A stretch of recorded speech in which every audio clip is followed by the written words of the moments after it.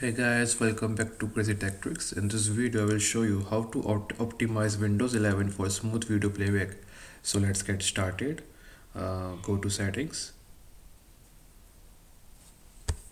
and as you can see here, open settings.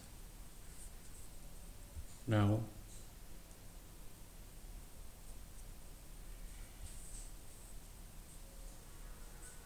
move to apps.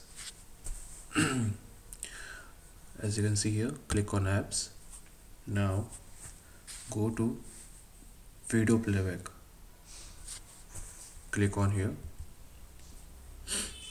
Now as you can see this setting, play video at low resolution when on battery. Click on it and it will play all the remaining videos in the lowest resolution on your Windows 11.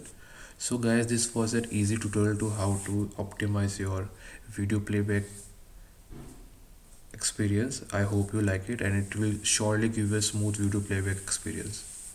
I will see you in the next video.